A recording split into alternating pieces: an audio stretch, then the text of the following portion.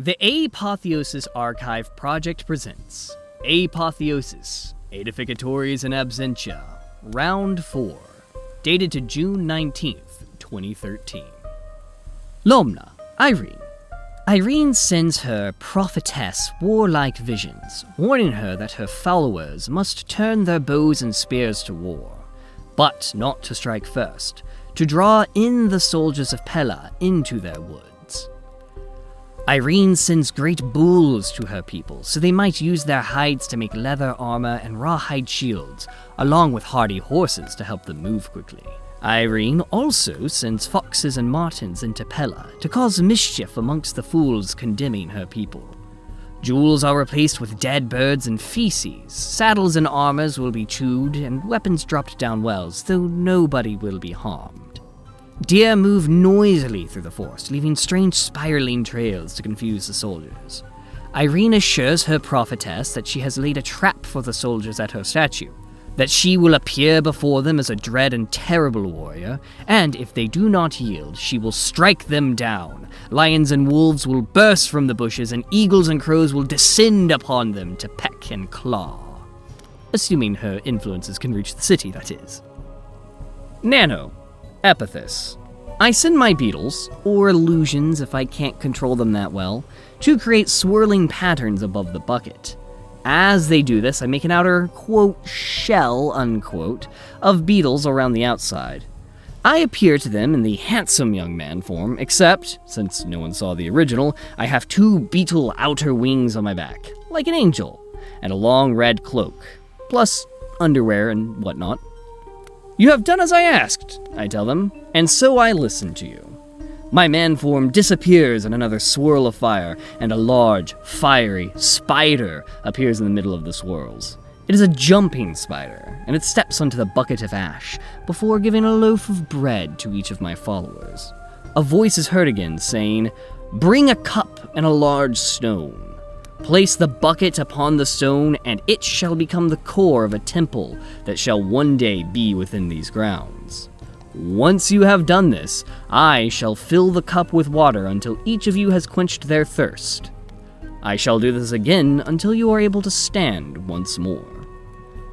And then everything glows gently, each part surrounded by flame, before the fires go out and the illusion is done."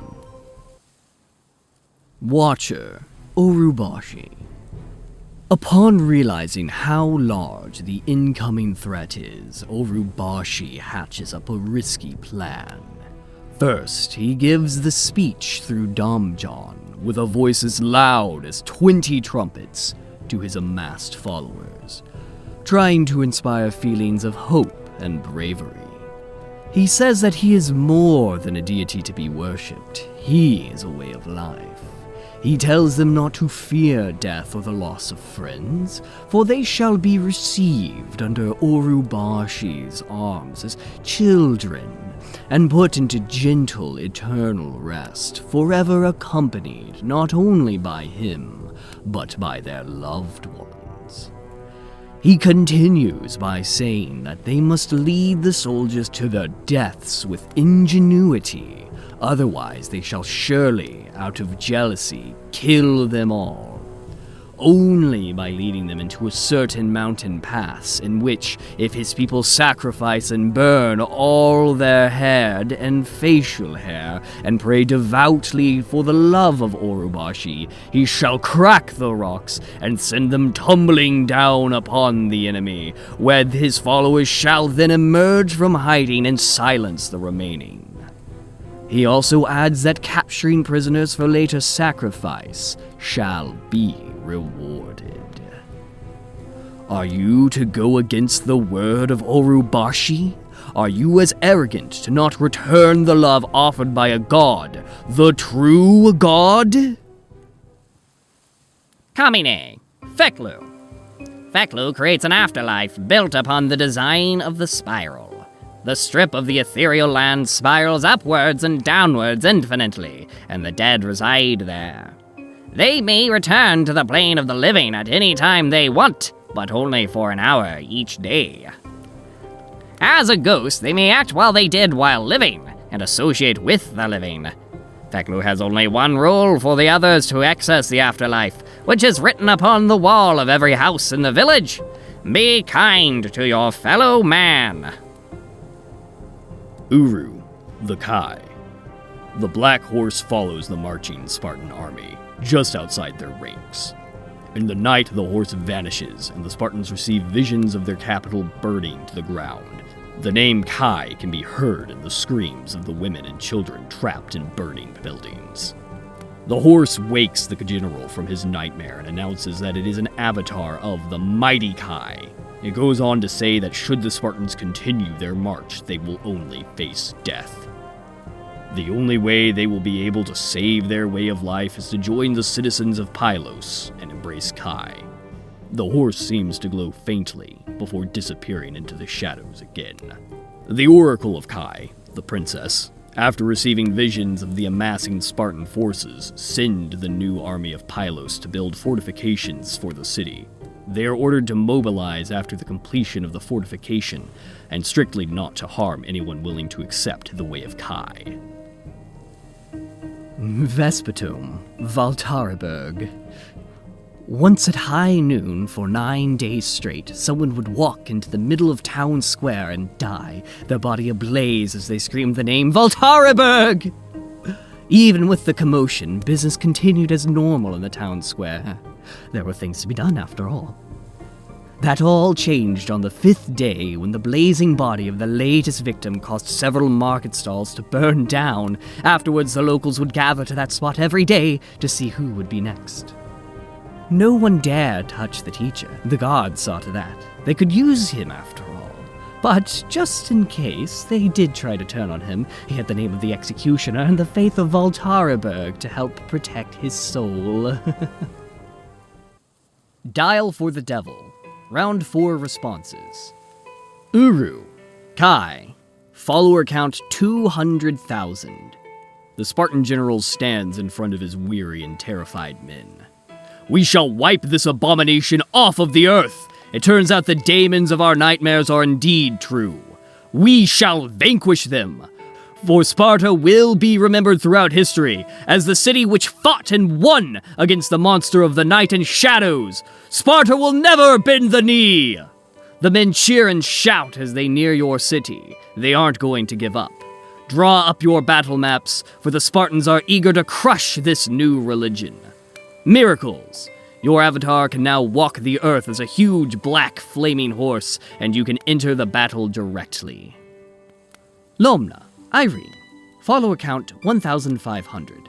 Your followers do as instructed and begin the preparation for the slaughter as chaos descends on the city of Pella.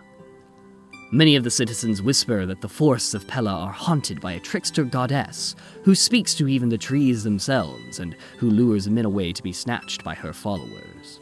Meanwhile, the mercenary camp presses on, eager to take the spoils from the rather young and nubile cult. Miracles. You can now cause trees to gain life and attack. Also, your goddess can tempt men and women with her beauty, kind of like a siren. Watcher. Orubashi. Follower count 1,000. Your followers do as instructed and shave themselves. They daub themselves in black coals, and many of them induce themselves into a trance-like state, believing that they will be able to get closer to you personally. The soldiers march into the valley as the rocks themselves appear to crack and fall upon them. Sheer carnage follows as your cult descends upon them from the hills, howling and screaming, capturing and maiming any they find. Later travelers will tell of the Valley of the Shadow of Death, where the rocks are still red with the blood of the army. After the carnage, many hundreds of prisoners are captured. Your cult awaits on what you want with them. Meanwhile, more and more hill tribes flock to follow the word of Orubashi. They as well cut all their hair off and burn it. The stories tell that Orubashi controls the monsters of the shadows. Miracles. You can trigger landslides and also can birth shadow beasts, which can be of your preference. Shadow beasts can take any form you desire and can attack anyone who looks at them. However, to birth a shadow beast, a human life must be sacrificed. Kamine. Feklu. Follower count 500. 2 neighboring villages also begin to worship Feklu. tearing down the old idols and building houses of communion where the dead rise to talk to the living. However, one of the villages begins talking exclusively to the ghost of the infamous warlord Phaeston, who ravaged the lands decades before but brought glory to the village. They begin offering sacrifices to Phaeston in the hopes that he will rise from the dead and usher in a newfound glory to the village. Vespetum, Valtariberg. Follower count 140. The guards begin to fear the powers of the teacher and secretly release him from the prison into a chamber deep under the town, where they build a chapel to Valtariberg. The guards swear themselves in as your followers and bringers of punishment. The people of the surface whisper that under their town lies Valtariberg and his prophet of divine punishment.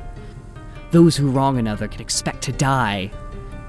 Due to the fact that most of those who had curses placed on them were adulterers and rapists, it is believed that Valtariberg punishes these men. Miracles. Same as before, you can now instantly kill adulterers and rapists due to these new beliefs. You can exact terrible punishment on those who your followers believe to be misguided. You now also have a secret cult surrounding you of the town guards. Through them you may influence the town even more. Nano. Epithus. Follower count 20. Stories of the band of men who bring food and water to the desperate spreads across the nearby towns, as hundreds flock to be fed by you. They beg for food. Also, it is believed that the now growing boy called Apotheosis has miraculous healing powers as well. Miracles. Apotheosis can now heal with his touch. You have also gained a physical form which can appear to believers.